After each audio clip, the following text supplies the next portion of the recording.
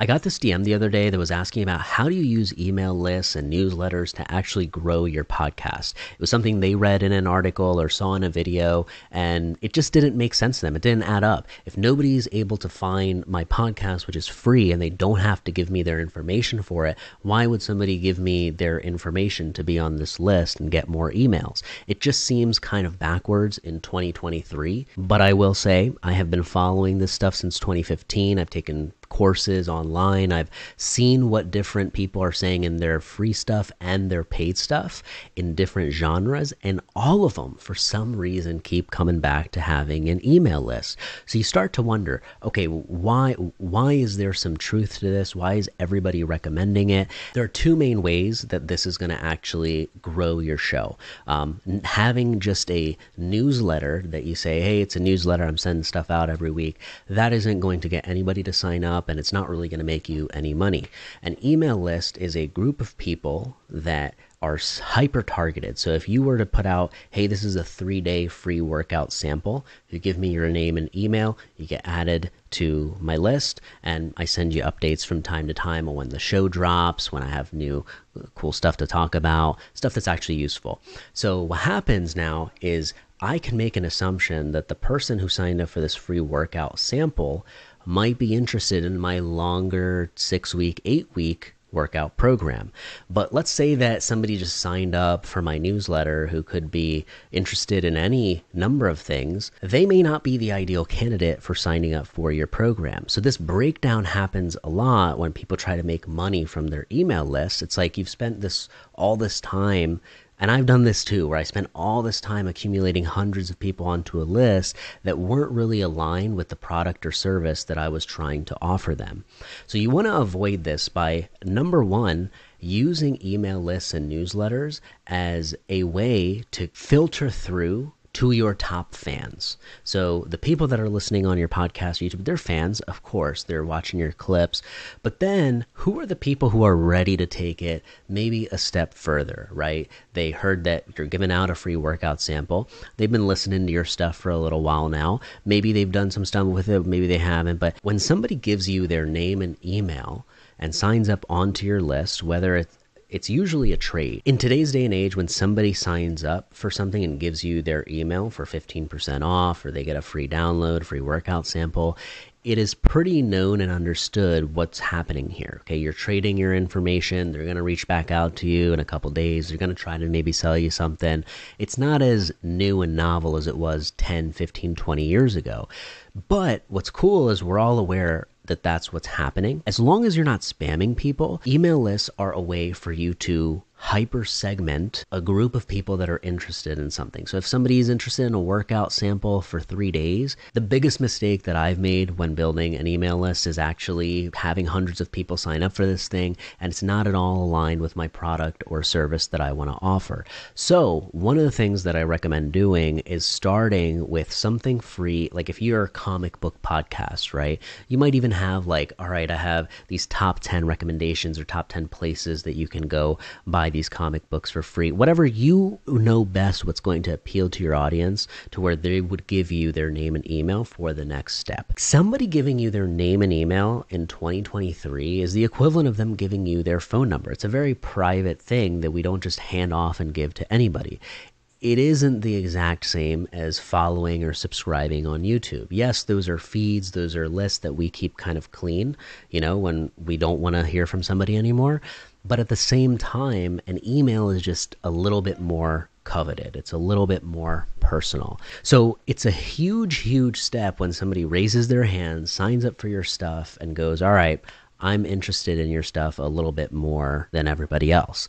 And if you start with having a free, so just like the trainer who has a podcast and they have a free 3-day workout sample, they're trying to sell a longer program or some type of service that's like a coaching, right? They're trying to do some online coaching with this person. If that is your goal, then having that sample that's almost a no-brainer to download, give your information for, is a way for you to filter down, okay, the people who are listening in the podcast world on Apple, Spotify, who out of all of these people have the highest intent to actually work with me and learn more about my services.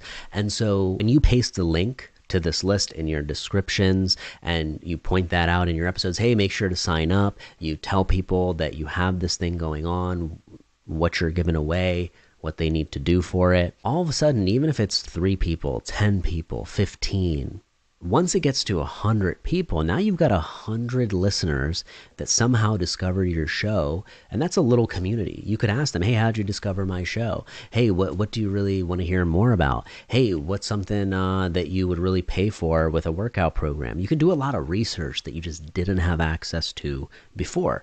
And again, these people are not just 100 random people that signed up through a Facebook ad or something. These people are really interested in what you have to say because they came from either the podcast or your YouTube channel or something where they've consumed your content already.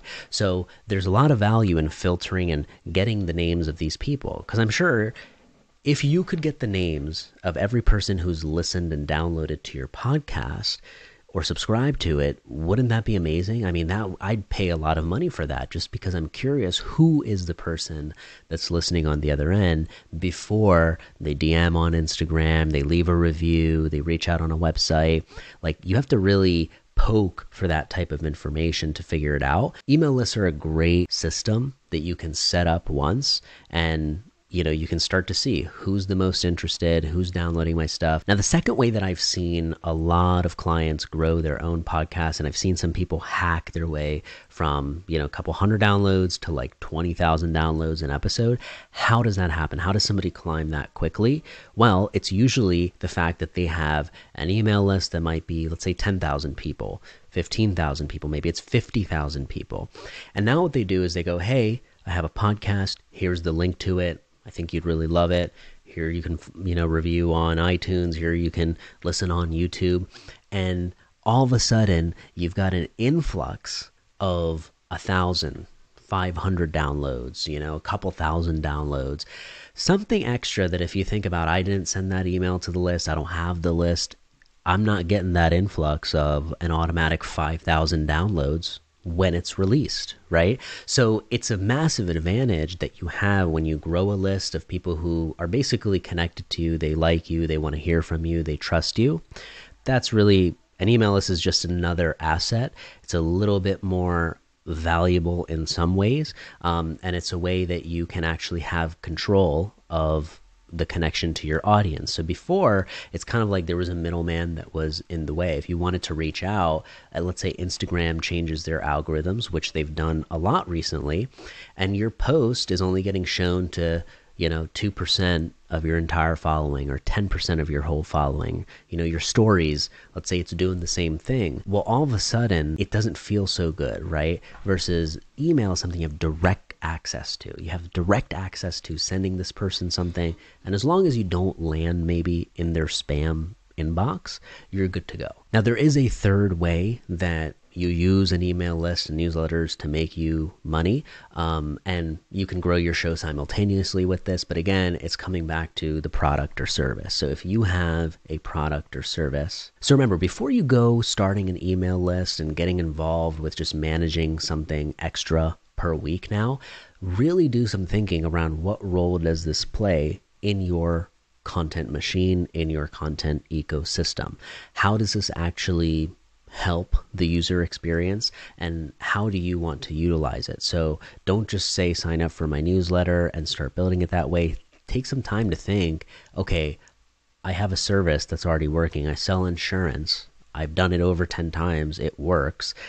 If I use that as an offer on the back end, a free quote, a free whatever insurance people do, now all of a sudden, out of all the insurance related podcast episodes I've been doing, all the free stuff I've been giving out, when somebody is ready to move forward, or when somebody is ready to move forward to the next stage from like awareness to, okay, let me now actually consider my options and I might be ready to buy.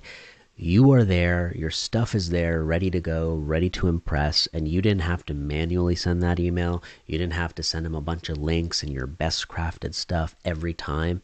You can set this all up so it's happening automatically. So it is an extra value add, I think, for your existing podcast listeners and viewers. And again, it's about you being able to build that community without feeling like you're just talking into the ether, right? Even on Instagram, it can feel that way. But when you have 100 names and an email that's attached to that, you're like, oh, okay, these people are listening to what I have to say.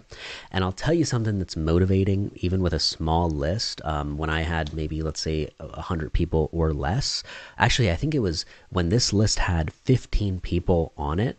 I remember when I sent out this email, I got back 2 or 3 responses. Some were from existing clients and some were from people that I hadn't talked to in forever, but they saw my name pop up. They thought whatever I said was valuable, and it just reminded, oh, hey, sorry, I totally forgot to reply to you. Like, I still want to start that podcast, and boom, now my service that I was ready to offer, I now have a qualified lead that came from just free value that I was offering. So the response rates and the quality of people that you gather on your list is an asset itself. There's a big company out there, and how that eventually can make you money is if you grow enough people on that list. I know there's a company that was it's a software company related to this niche for a client that I'm working with. They have 48,000 people on their list, and if you want to create a piece of content, share a YouTube video, have a link promote back to your thing on their list, because they send out great content, also like a 48% open rate, it cost about $400 per mention, so per feature. So if you had a video you wanted to share, it cost $400 to advertise on this newsletter. So as you can see, the same way podcasts can make money with advertising, you have now extra slots that you can offer that are more expensive on an email list once you grow that asset. In all that's changed in content and media and how we consume this stuff over the last 10 years, one of the things that's still not going away is email. Yes, people might be more connected on Instagram to you. That's where they might talk to you. But from an internal perspective, from a business foundations perspective, I don't know if there's a single person out there that would tell you, yeah, don't have an email list built just in case, have it as a safety net. That's like the core of, who's interested in you, and your database of people is usually an email list. So if you have any questions on how to build this, what software to use, I'll be making more stuff on it, but make sure to drop a comment and or check out the links in the description. ConvertKit is a software that I definitely recommend and use. So click the link in the description below if you want to test them out, try it out, and see how it would work for you. If you have any questions, make sure to drop them in the comments or in an email to hi@podmahal.com.